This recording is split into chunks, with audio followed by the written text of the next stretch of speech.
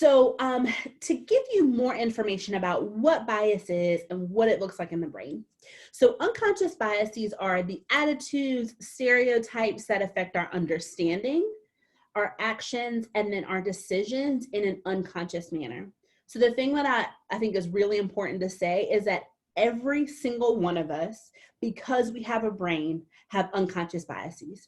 Every single one of us. I also kind of define biases as the stories that we make up about groups of people.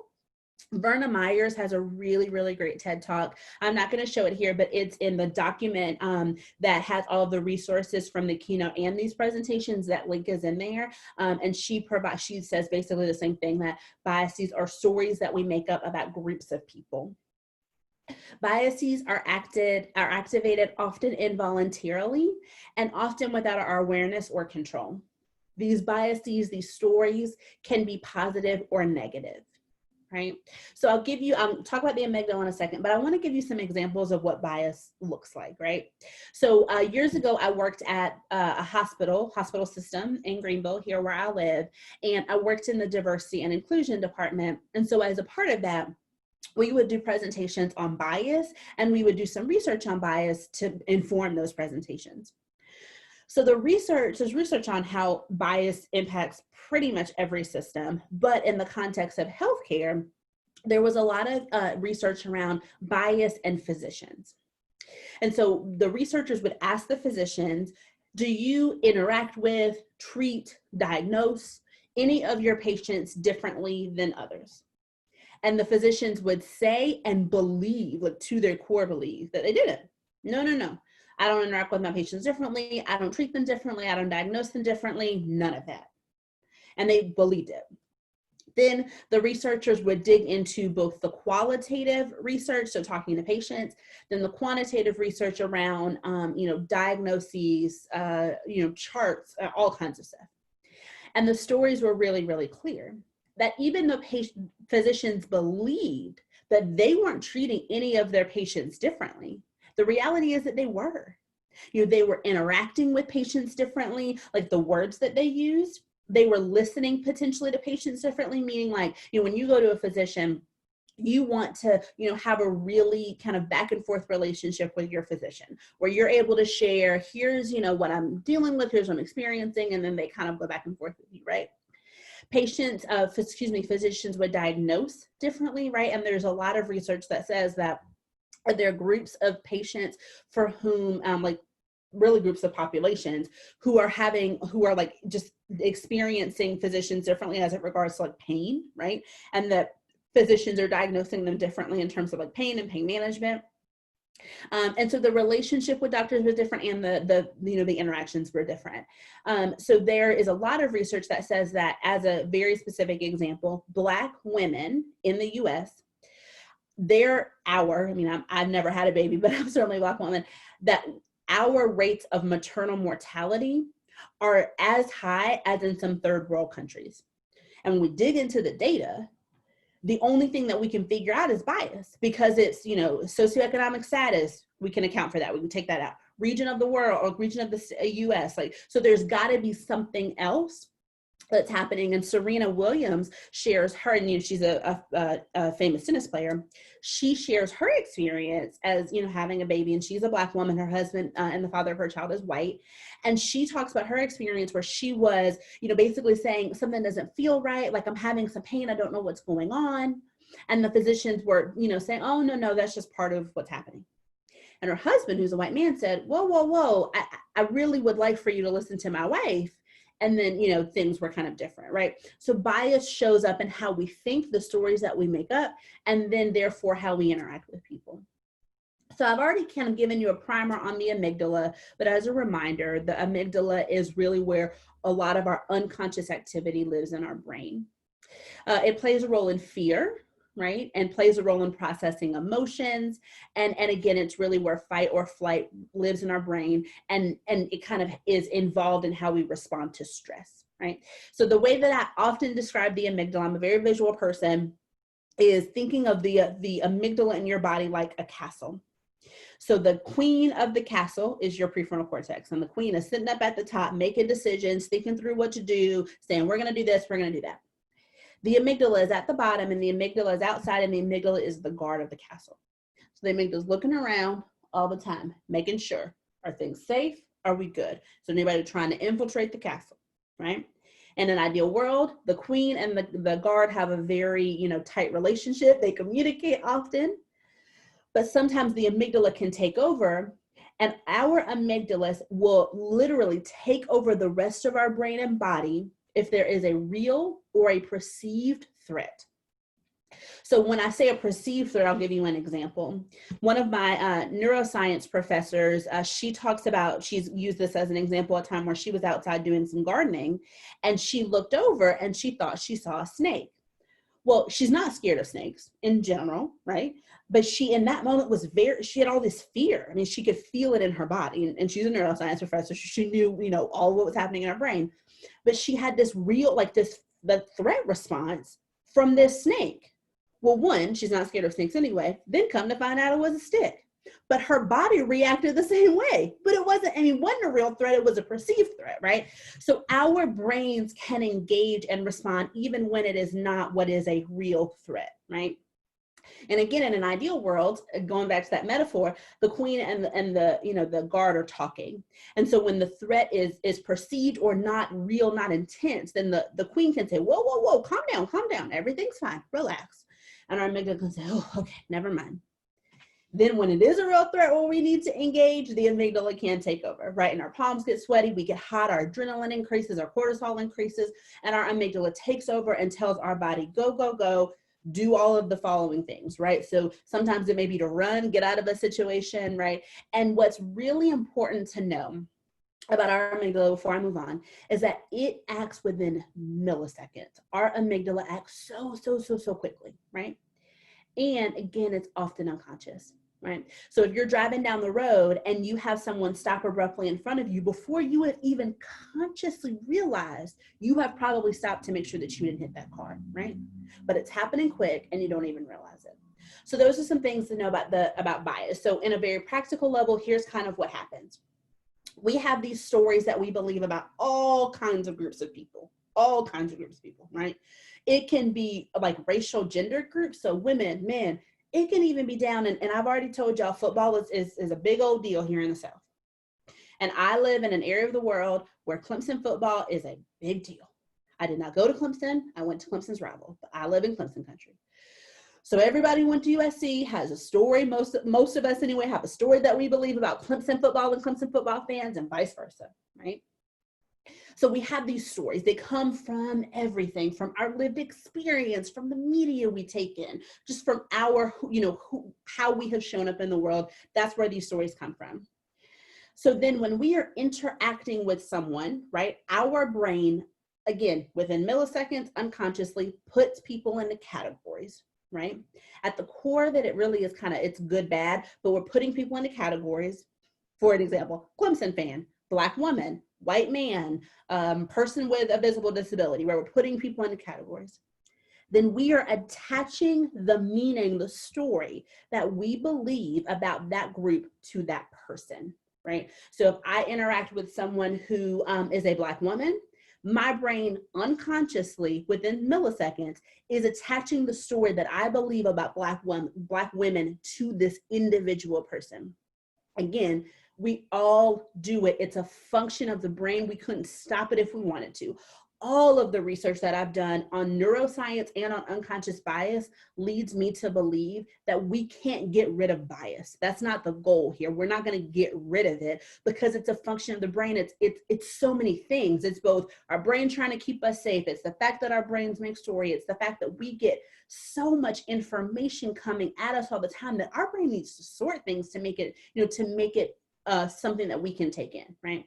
So we're not going to get rid of it. The goal that you'll hear me say several times throughout this presentation is that we want to decrease how bias shows up in our decision making. So I want to decrease your bias-based decision making because I know I'm not going to get rid of your bias or mine, right? So that's bias, the story we believe about groups of people. So I'm going to show you a quick picture And I want you utilizing the chat function. And this is a small enough group that you can also just take yourself off mute and engage that way. But I'm going to show you a picture, and then there's no right answer. There's no wrong answer. I want you to share with me what you notice. No right answer, no wrong answer. You can put it in the chat function, or you can just take yourself off mute and share. But just tell me what you notice.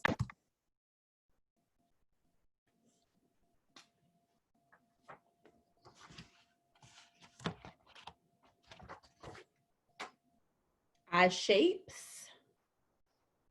2 men, 2 women. Eyebrows. Lots of people notice eyebrows. That's interesting. Nose shapes. Lips, faces. Another nose shape, another lip shape. Maybe another like 30 seconds or so to answer. Facial expressions. Eyes. Only one person seems to be smiling. Yeah. So our brain immediately, and when I say immediately in regard to neuroscience, I'm talking milliseconds, takes notice of 2 characteristics. Race and gender. It's like I wanted to come up. Our brain immediately takes note of race and gender. And again, milliseconds, unconscious. What we know though is that we're not just taking note. We're taking note, attaching story, attaching meaning. So when people say, I don't see color, they are well-intentioned.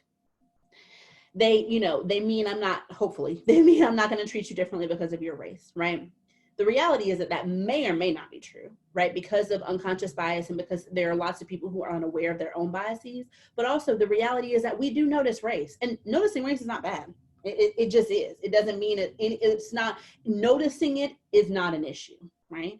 It's about if you have a bias against a certain group of people, right? Which again, all of us do. There's no shame in that. It just is. It's about making sure that we don't interact with those people differently, but we are immediately taking notice of race and gender. We just are, right? So I'm going to give you just a few quick examples of what this looks like in real life. I gave you the physician example. I'm going to talk about it on a macro level, then I'm going to dig in and talk about what this looks like in the context of education. So this first image here, if you're looking at the screen, is on the left-hand side. It is of a man getting arrested, a Black man. This happened several years ago at a Starbucks in Seattle. And if you frequent Starbucks, you potentially have heard about this. So this man, he and a friend of his went into a Starbucks and they sat down. They hadn't ordered yet. They were waiting for the third person in their party, their friend, to come before they ordered. Well, the staff person at that Starbucks noticed that they were there, noticed that they hadn't ordered, and then she called the police on them. So interestingly enough, there were a series of things that happened after, and there were a few articles that were written about this incident. And people were interviewed, and some other folks who were white said, well, I have sat in that same Starbucks and hadn't ordered, doing some work, that sort of thing, therefore meeting, and I didn't order, and I never even had someone talk to me about it, let alone had the police call me, right? That staff person said, I'm not racist, right? I'm not, I didn't call the police because these people were Black. But the reality is that it is really very much so a possibility that the staff person had some unconscious bias that she was unaware of, right? Starbucks believed that to be the case too, because afterward they did a series of bias training for staff people, for basically anybody who worked at Starbucks. They did a series of unconscious bias trainings. This other video here is a little bit different, but it's part of how the stories that we believe show up. So as I mentioned, my brother is 11. He doesn't live here anymore, but when he did live here, where I live, I frequented the Target toy aisle. I like Target anyway, but I was in the toy aisle a lot. And if you go down the Target toy aisle, you'll see, things like this, building sets, girls building sets, boy toy aisle, girl toy aisle, right? You'll see these gendered statements about the different toys, right? And if you go down the boys toy aisle, there's lots of like Avengers, superheroes, cars, that sort of thing. The girl aisle has lots of baby dolls, pink things, that sort of thing. And so I use this as an example to kind of talk about where bias comes from and where these stories come from. There's a video that I sometimes show, and I won't show it with this presentation because we only have 15 minutes together and I want to be able to leave time for questions, but I'm going to just give you an overview of the video. As a part of these bias trainings, Stanley Nelson, he's a videographer, he makes documentaries, created a short video for Starbucks staff as a part of the trainings that they did after this incident. And the video is kind of comprised of a little bit of history, but some vignettes of different people talking.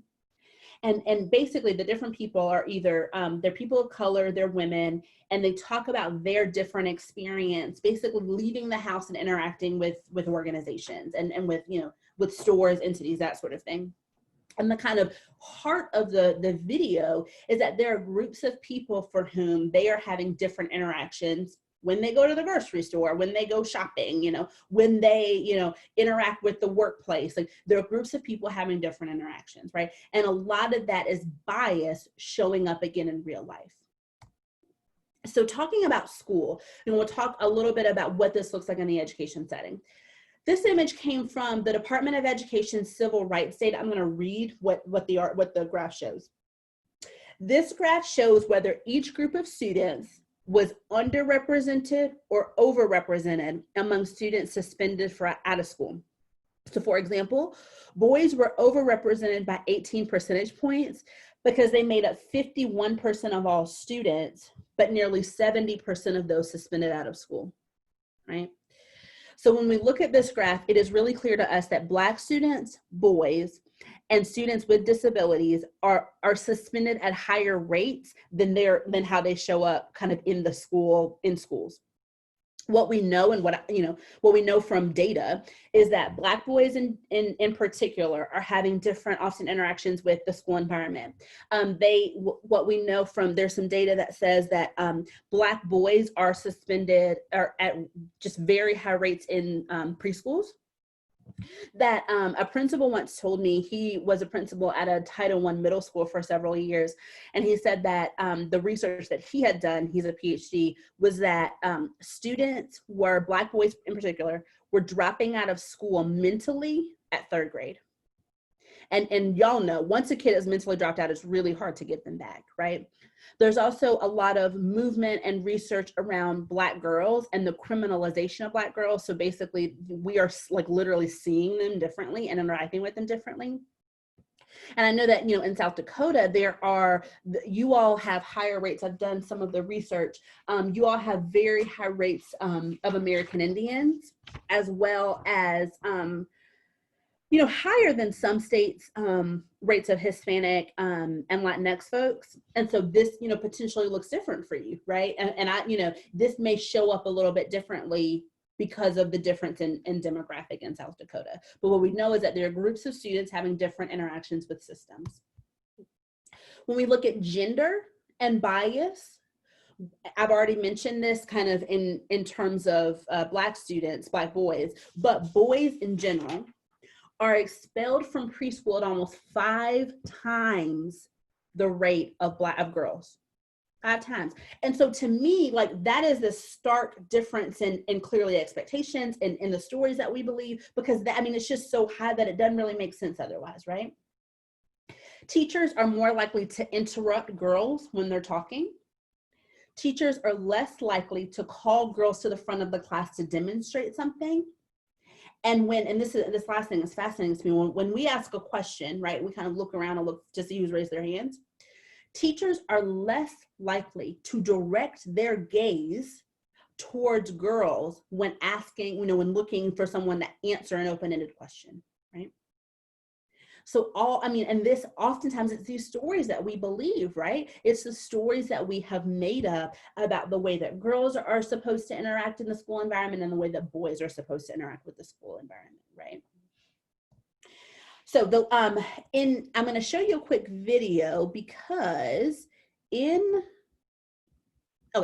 so semi-related to bias is microaggression. So I'm going to show you this video and then I'll talk a little bit more about kind of how they're connected. Oh, there are 2 cuss words in this video, so just be prepared for that. For people who still don't think that microaggressions are a problem, Oh, you're so well-spoken. just imagine, instead of being a stupid comment, a microaggression is a mosquito bite. Ugh, it's a compliment.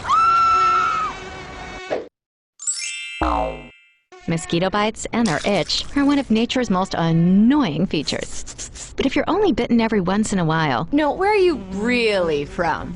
Cleveland? sure, it's annoying, but it's not that big a deal. The problem is that some people get bitten by mosquitoes a lot more than other people. I mean, a lot more. Whether it's on a date, Oh, your English is so good. Excuse me? going grocery shopping, You know, everything happens for a reason. I'm just buying apples. commuting to work, So when are you gonna have a baby? watching TV, We have to keep the Redskins' name. It's part of our culture and history. or just walking down the street with your partner. I couldn't even tell you were gay. Mosquitoes seem to pop up everywhere. Do you know John? Give me shopping advice. I love Cher too. And getting bit by mosquitoes every goddamn day, Can I touch your hair? multiple times a day, Pretty. Can Can I touch it, please?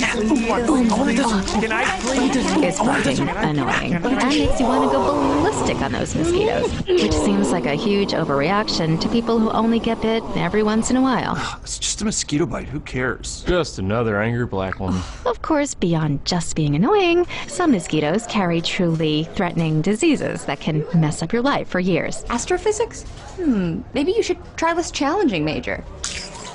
Ow, my dreams. And other mosquitoes carry strains that can even kill you. He looked like he was up to trouble, okay? I felt threatened. So next time you think someone's overreacting, just remember, some people experience mosquito bites all the time. You're all so exotic. Wow. And by mosquito bites, we mean microaggressions.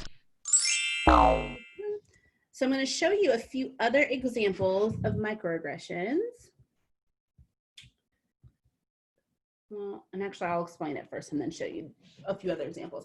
So the video talks about microaggressions, but microaggressions are the everyday slights, indignities, put downs, and insults that people of color, women, members of the LGBTQ community, and really any other marginalized group, so for you all it might be American Indians, experience in their day-to-day interactions with people. What's really problematic about microaggressions is that these kinds of remarks and questions and comments and actions are painful because they have to do with a person's membership group that's often discriminated against or subject to stereotypes. How microaggressions overlap with bias is because the reason why people say things like, everything happens for a reason, or, whatever the things that people say, and I'll show you a few examples here in a minute, is because of the story that we believe about those groups, right? I've had microaggressions, thrown at me, if you will, just throughout my entire life. But the one time I remember very distinctly, I was doing a presentation for a group of funders. They were on an endowment board. And so I was doing a presentation about a program that I was running and, provided all this information that they wanted to know, all of that. And as soon as I stopped talking, I was like, okay, what questions do y'all have? Happy to talk more about the program, answer any questions you have. Somebody who's an older white man, the first thing that he said, and he was the first person to comment, he said, gosh, you speak so well. And so what for me that makes me think is that the story that he had believed is that because of whether it be my age, my race, my gender, a combination of all of those, that surprised him because he essentially didn't expect me to speak so well, right? And so microaggressions and bias are very much so related because microaggressions happen because of those stories. So here are some other examples. This came from BuzzFeed. You don't act like a normal Black person, which again means that we've got a story that we believe about, the way that Black people interact and engage and that sort of thing. Oh, why do you sound so white? The number of times I've heard that. And no, where are you really from? This happens to a friend. She's from where I live, a small town, and in the county, and it's Simpsonville. And so people say, where are you from? Simpsonville. And they're like, no, where are you really from, right? So all of these things are connected. Bias and microaggressions are connected because at the root of them, it is that there is a story that we believe about groups of people. And when we kind of say a microaggression, it's because, this person, whoever we're interacting with, they are acting in a way that is inconsistent from the story that we believe, right? So that's kind of bias and microaggressions. So I want to just kind of, relatively quickly talk about what we can do about it. So, we know what bias is. We know that biases will not go away. The goal here is to mitigate bias in your decision making. And we also know that bias, impacts certain groups of people more than others, right? We've talked about, just very quickly went over some of the data. And I could basically give you data from any system. I could give you data from corporate workplaces. I can give you data from the criminal justice system, I've talked a little about the healthcare system. Bias shows up in a lot of systems, particularly. And when we are unaware of our biases and how they may show up, we may negatively impact someone unintentionally because they fit into a category in which we have a negative bias, the story that we believe is negative, right? So I think everybody, really needs to be focused on bias education and really, mitigating bias in your decision making, because it can impact all types of groups of people without us knowing it. So the very first thing, your first homework assignment from this presentation, if you will, is that you have to understand your bias if you are going to mitigate it in your decision making, right?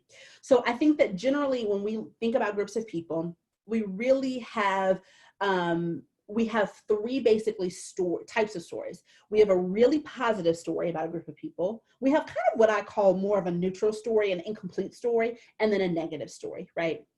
And the ones that quite frankly really, really matter to me are the negative stories. But what's interesting is that the positive stories can have an impact too. Because if I am, I'm a teacher in a classroom and a student fits into one of my really, really positive, bias categories, if you will, from the beginning, I'm just going to see them differently. I'm going to think, oh, let me make sure that they are having a good day, or let me really check on them, right? Immediately, without kind of them doing anything. And then the flip of that, the student who's in the negative bias category, right, is going to both get a different version of me, if you will, and then we'll also notice, she's being really generous, kind, fill in the blank word to this other student over here, right? So you got to start to identify your biases. The bias association test that really any diversity educator is going to send you to is this one. It's from Harvard. There's a link in the document of resources that I have, and it's called Project Implicit. There are several different tests, and I'd encourage you to take, several of them. But it's a computerized test, and it's pretty quick, and it kind of changes the rules on you a little bit here and there, because we want to get to your amygdala. We want you to have to make decisions without being able to consciously think of them, right? But the way that this test pops out is that it'll say, when you take, for example, the gender and career test, it'll pop out and say you have a preference for women or working with women, right? Or whatever. I haven't taken that one in a while. And so when it pops out and says you have a preference for, then it really allows you to dig in and say, okay, so if I have a preference for women, what is the story that I believe about men? Do I have a negative bias against men? Do I interact with men differently without being conscious of it, without being aware of it, right? And so again, it allows you to really understand your biases, so that, for example, if you know that you have a negative bias against people who live in poverty, right? And 20% of your students live in poverty, well, you're probably going to interact with them a little bit differently because they fit into your bias category, right? And again, the research is really clear that even without you realizing it, you can show up with them differently. Like, I was reading something from, I think it was the Department of Ed, that talked about discipline, and that after the first infraction, there wasn't a difference, but after the second one, that when you had a bias against a student, it drastically impacted how you discipline them. Bias will impact the way in which and the types of students you recommend for gifted and talented programs, and it will also impact how students will hear your lesson. Like if they know that the way that my students always say, Miss such and such doesn't like me. That's the way they communicate to me. If they feel that, they literally hear you and pay attention to you less, right? So it will then therefore completely impact their learning. So that's kind of the first step, is that you got to understand your biases in order to mitigate them in your decision making. So I want to pop over to the chat function real fast. Somebody made a really good comment that teens tend to think that they're just teasing one another, but Marjorie believes that many times these interactions are actually microaggressions, right? Because if the teasing is related to one's kind of membership in a group, then it probably is microaggressions. And Ibram X. Kendi, he's a researcher, but he wrote How to Be an Anti-Racist and Stand from the Beginning. He calls them, I'll look it up, I've made a note of it. He says that he actually hates the term microaggressions. He calls them racial abuse. And I think that, sometimes it's related to gender and other, disability status, that sort of thing, but he actually calls them abuse. So start with identifying your bias. Next, I want you to identify times in which you are more likely to make a bias-based decision. When are you more likely to allow unconscious bias to impact your decision-making? So here are the examples. Emotional overload, when you are stressed, angry, frustrated. And that's because your amygdala is kind of already on hyperdrive, right? It's already going, and kind of busy. So in those instances, you are more likely to make a bias-based decision. When your emotional and cognitive resources are depleted, you are just done, right? The way that I sometimes describe it is like my battery is on red, my personal battery is on red, like my phone battery. And that's because your brain wants to just do things that are easy and make easy decisions. And bias-based decisions are easier because we don't have to do any sort of conscious thinking, right? Our amygdala can just take over. When we have cognitive overload, similarly, our conscious brain doesn't want to think. But when we have complex decisions, when we have these just very complex decisions, and also the last bullet is ambiguous evidence, we've got a lot of things going on. We got to make a decision. I don't necessarily have all the information that I need to make a decision. In those instances, our brain wants to do what's easy, what's convenient, what is just not going to require as much mental energy. And in those instances, we're more likely to make a bias-based decision, right? When we have a fear of threat, and that's just because our amygdala is already engaged. And when we're short on time, and we know that I've got to make a decision pretty quick here, again, I may be more likely to make a bias-based decision. And what's interesting about this is that if I am, having a conversation, maybe my partner and I are talking about what we're going to do with our kiddos during the school year, right? And maybe that's the conversation I just had, and it's all the things. It's emotional overload. It's fear. It's everything, right? So I've made that decision. I'm like, Then I go over here, and then maybe I go into a work meeting. My brain is still kind of dealing with this stuff over here, because when we have like those kind of stress responses, when we have fight or flight, it takes our brain really probably up to like 30 minutes to calm down, and it's also true with our kiddos. So if I've dealt with that conversation and I'm immediately going over here to a work meeting, I'm bringing all of that stuff with me. So I might make a bias-based decision in this context of work, even though I'm not dealing with any of these situations anymore, because I just dealt with this, if that makes sense, right? So I may be more likely to, if I know that I have a bias against women, I may be more likely to cut a woman off when she's talking, right? Or if I am the moderator of a discussion, if I'm leading a meeting and somebody says, oh, I have a comment, or somebody else is raising their hand, I may be less likely to call on a woman because my bias is engaged at that point.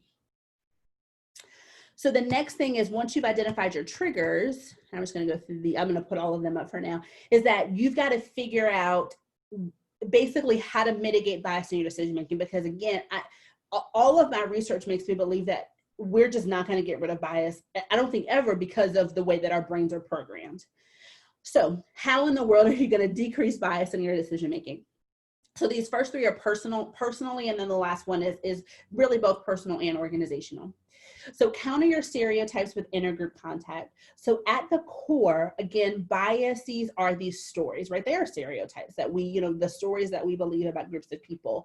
And what can be really frustrating about bias is that the story that I've made up is about a whole group, but I'm interacting with one person, but I have attached that story I believe to that group. I've plopped it onto that one person, right? But if I can have contact and have a relationship with somebody who is in my bias category, right, then I may be less likely to make a bias-based decision that impacts that person, right? On a macro level, the story may change. The story that I believe might change, possibly, right? I think that's a little bit harder to do, just again, because of our love, if you will, of stories. But if I can really build a strong relationship with this one person, I'm just less likely to make a bias-based decision with that person, right? So for me, I know, and I don't recommend you all doing this in like the context of presentations, but I'll tell you, I have a negative bias against a negative story about straight white men. It's just a bias I have. I've had it for years. Even all the bias work I've done, it hadn't gone away. So I know for me, if I am a teacher and the teacher across the hall from me is a white man, right? And in my default, I may make up all kinds of stories about him and interact with him and just, not be as kind with him, not be as empathetic with him, not allow as much, grace and patience with him, right? Because of the story, I believe. But if I start to really focus on building a relationship with this person, then it is just less likely that I'm going to make a bias-based decision because I have a relationship. The story that I believe about this person particularly and this individual person is different because I know this person, right? Like, and the example I'll use Chase as a name because I had a colleague named Chase. If Chase is my friend, well, I'm not going to be less patient with him or less empathetic with him, or, if he's late 5 minutes to a meeting, I'm not going to, eye roll and make up a story. I'm going to be like, oh, he's just, it's okay. He'll be here. Right. Because I have a relationship. Right. So it's less likely to show up in that relationship. Empathy and perspective taking, we talked about empathy in the keynote, but if I am trying to take the perspective of trying to get in the cave with, right, if I really can see something from the view of this other person, then it's just harder for me to make a bias-based decision, because when my amygdala is engaged and about to make a bias-based decision, I'm like, oh, wait, well, that's Chase. And I remember that we talked about this thing. And so my brain is making up a different story, right? Mindfulness and self-care. I'm always apparently talking about self-care here. But what we know is that when we are mindful, right, this idea of being very here in the present moment, and when we're taking care of ourselves, those emotional triggers, the triggers I talked about on the last slide, they're just less likely to show up. We're less likely to have cognitive overload. We're less likely to be emotionally done, if you will, because we're mindful. We're here. We are engaging in self-care. Our batteries are full. The last thing is to structure your decision making, and this is true. I mean, and there's so many examples of what structure your decision making looks like. So if you are on a hiring committee, for example, then really be clear about here what our expectations are. Here's our process. We're going to use this sort of data. We're going to ask these sorts of questions, right? Because then bias is less likely to show up in your decision making. If you are on a committee that is responsible for recommending students for AP classes or for gifted and talented programs, being really thoughtful about how you're structuring that, and maybe having some quantitative and qualitative, so that bias is just less likely to show up in your decision making. And so there are ways in your personal life, maybe in your classroom, that you can structure decision making, but really in the context of an organization, really focus on how you make decisions as an organization, so that bias doesn't accidentally creep in to how you make decisions. So I'm going to show you this one slide, and then I'm going to ask a question in the chat. And as other people have questions, just feel free to put them in the chat. And then once I finish the slide, you can also take yourself off mute. But in terms of organizations, bias work really fits into the context of equity. And bias work is just one piece. It's just, if you will, the beginning of making organizations and systems more equitable, right? There are a lot of things that we need to do to evolve and change systems to make them more equitable. And equity is the goal as opposed to equality, because the reality is we know that some students do need to have they need to be treated differently with the system, right? So if I'm a student with a disability and I utilize a wheelchair, I need the physical structure of the building to be different in order for me to physically get into the building, right? So in that case, that's why equity is the goal, as opposed to here's the door, walk in. Because if I utilize a wheelchair, I can't just walk in the building, right? So we have to look at policies, practice, and resource flows in organizations, relationships, power dynamics, and mental models. So I just like to kind of end with this slide to really talk about this idea that bias work is one piece of making organizations equitable, and that there's a lot of other things to kind of think about, but bias work is really, really important if we're going to focus on making organizations more equitable. And I'm happy to answer more questions about the systems change slide and the different things here. But the question we have in the chat function is, I teach in a very closed community. So are there ideas to create those opportunities to have students interact with people of different social and economic groups? So I'm going to give you kind of two examples or two answers. So you might be able to, in the context of your community, so I'm going to give you an answer in case you can and an answer in case you don't. You cannot. So, you know, if you do have, like if you have any sort of diversity in terms of and diversity just really means difference, right? So whether that's race, socioeconomic status, if you have any sort of diversity within your school setting, you know, try to utilize that. So whether it's, you know, being really intentional to partner up with different teachers and say, hey, let's do a project where our students have to interact together. Or, you know, I'm going to, you know, really encourage your students to sit at different places in the cafeteria, which I know is a whole thing, the spots in the cafeteria, but give them extra credit or candy or something. But trying to encourage them and sometimes encourage them with like grades and projects and that sort of thing to interact with people who are different. But what I think trying to make it kind of a positive as much as possible, because what you don't want is there are a few schools where I live in the county I live that basically are for all intents and purposes, two schools within a school, right? There's one school that has an IB program, and all of the students in the IB program are, I mean, college bound. Most of them are from a higher socioeconomic status, and the students and most of those students are of Indian descent or they are white. Then the students who are zoned to go there, most of them are Black, most of them are low income. And they don't really interact pretty much at all because like they are on completely different tracks. And so in the past, when I've worked with some of these schools, we tried to all but like force interaction, but then it wasn't fruitful because there wasn't a reason for them to have to interact, right? There wasn't like, oh, we have to do this project together, or we're all in the same gym class, so we have to actually communicate with one another. But another kind of tool that I would encourage you to utilize is being really intentional about diversity in your curriculum, basically. So are you reading books? If so, can you read books about diverse group of students? Can you read books that are from Black, white, brown, all types of different authors? If you utilize any sort of like videos in your classroom, can you at this point, I mean, all of Netflix, Prime, Hulu, they all basically have like pulled out and really like emphasized like Black stories. They call them different things depending on the channel. But like if you're watching a movie about, I don't know, something in history, can you maybe share clips from a movie that really shows a lot of Black and brown people? Or can you, I just had an idea that just went away from me, but it'll probably come back. But can you just try to basically show different stories and different narratives in your day-to-day teaching?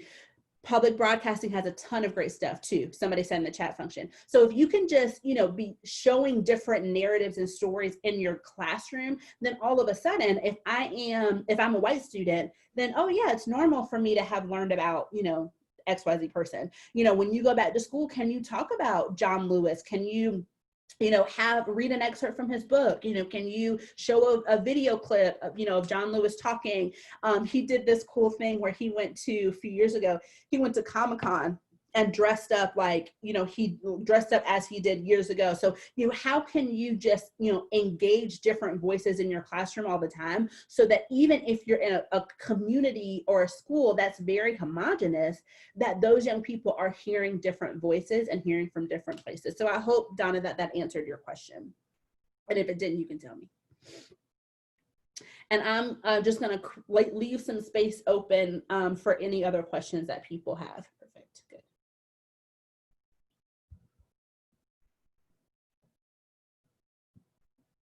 I also know that I'm the last, I'm like stopping you from lunch. So I recognize that there may not be a lot of questions for that reason either.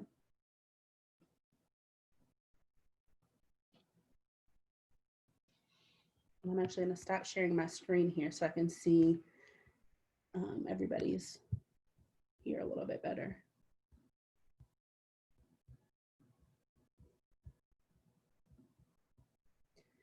And if no one has questions, I'll kind of talk long enough that if you do, there's still time for you to ask it.